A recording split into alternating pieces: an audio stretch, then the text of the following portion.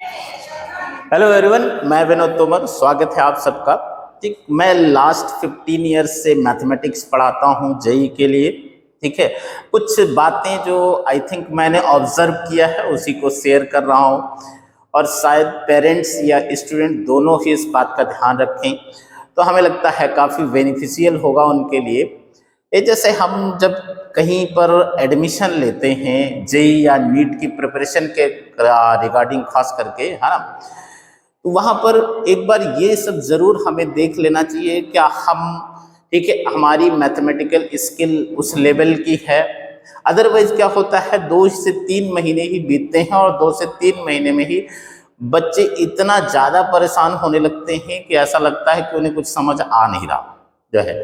ठीक है, तो ऐसा तो होगा नहीं कि फैकल्टी जो है जो पढ़ा रहा है इतने दिन से, ठीक है, कुछ इस तरह का पढ़ाया जा रहा है कि जिससे आप समझ ना पाए। ठीक है, ऑब्वियसली पढ़ाया वही जाता है जो कंटेंट होता है जो है। जेई स्टैंडर्ड से जो कंटेंट होगा वही पढ़ाया जाएगा, नीट स्टैंडर्ड से जो कंटेंट होगा वही पढ़ाया जाएगा।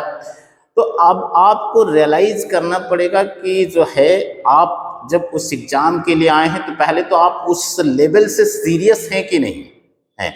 अगर उस लेवल से सीरियस है मतलब केवल आपने केवल कोचिंग में एडमिशन ले लिया है, या रियली आप जेई या नीट की प्रिपरेशन करने आए। अगर आप रियली जेई या नीट की प्रिपरेशन करने आए हैं तो आई थिंक सबसे पहली बात तो क्या होना चाहिए कि आपकी जो क्लास में रेगुलरिटी है वो सही है या नहीं है। ठीक है, अगर नहीं है तो मतलब आप सिंसियर तो नहीं है जेई या नीट की प्रिपरेशन को लेकर।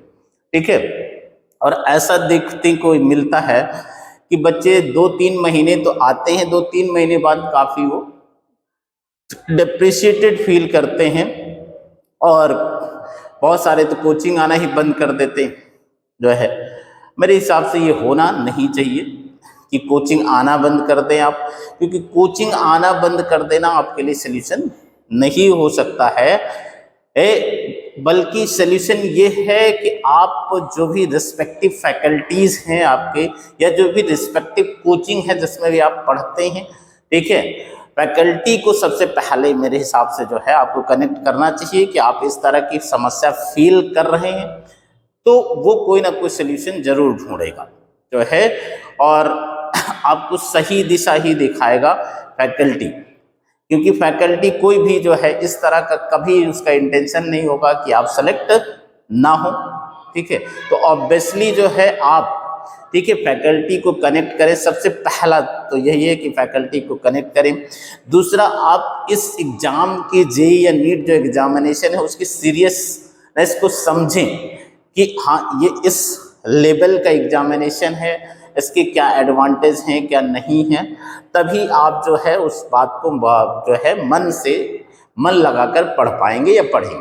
ठीक है, क्योंकि आपका ऑब्जेक्टिव जब क्लियर होगा तभी आप पढ़ेंगे जो है। अगर किसी से आप भागते हैं तो ऑब्वियसली जो है आप उसमें उतना इन्वॉल्व है नहीं। इसका मतलब अगर आप इन्वॉल्व हैं तो ऑब्वियसली आप उससे भागेंगे नहीं, बल्कि उसका सल्यूशन ढूंढेंगे कि क्या है, किस मीन्स को मैं फॉलो करूं ताकि जो है इस बात को मैं सीख पाऊं, या कैसे टीचर को कनेक्ट करूं कि ये बात हमको वो सिखा पाए।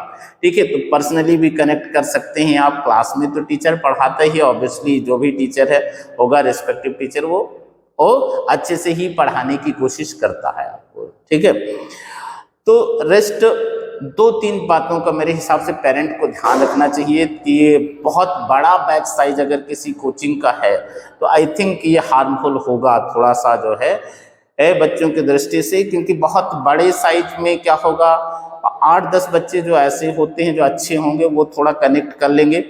ठीक है, लेकिन जो बाकी बच्चे हैं वो उतना खास शायद कंफर्टेबल नहीं हो पाते हैं। ठीक है, तो बैच साइज आई थिंक मेरे हिसाब से जो मैंने ऑब्जर्व किया अपनी लास्ट 15 ईयर की टीचिंग में, कई शहरों में पढ़ाया है, मुंबई में पढ़ाया, गुड़गांव में पढ़ाया, दिल्ली में पढ़ाया, ठीक है, लखनऊ में पढ़ाया, ठीक है, और कई सारे नेशनल ब्रांड के साथ पढ़ाया है।